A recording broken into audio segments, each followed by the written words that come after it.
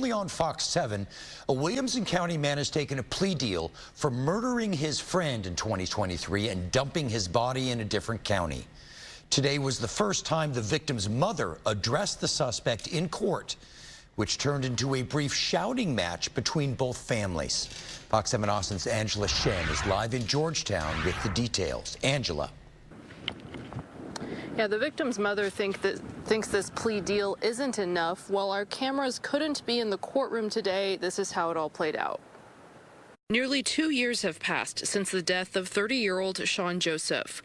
On October 5th, 2023, Round Rock police say Joseph was shot in a Walmart parking lot on East Palm Valley Boulevard, and then his body was dumped in Milam County. He wasn't found for 12 days.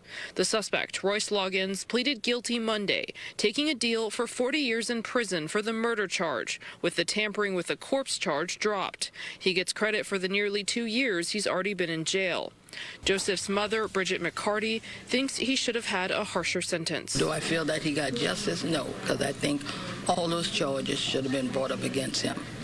40 years is nothing, but I got something. I want him to do life in prison without the possibility of parole. During the plea hearing, Loggins' defense attorney said there was a period of time where her client was incompetent with hallucinations, but became competent after treatment.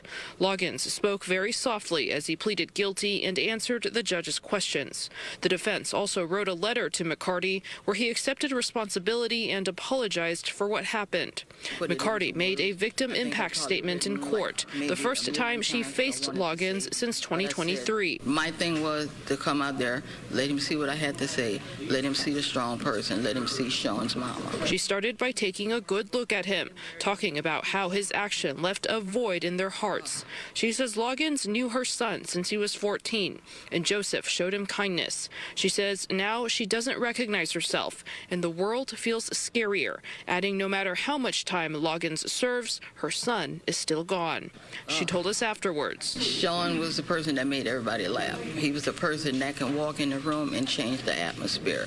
His nieces and nephews loved him. He always wanted his name to be in light because he used to rap, but I'm going to make damn sure that his name is in lights. They'll never forget Sean J. At one point in the victim impact statement, McCarty told Loggins, "You've been reduced to nothing." And at that point, Loggins' cousin started shouting and she had to be escorted out. Now, there was yelling about disrespect before that hearing ended. I've reached out to Loggins' defense attorney to see if there's anything she wants to say on his behalf, but haven't heard back. Mike? Angela, is it clear why the suspect committed the crime? Well, in the original arrest affidavit, it says the two had some sort of falling out, but even McCarty says there are still unanswered questions.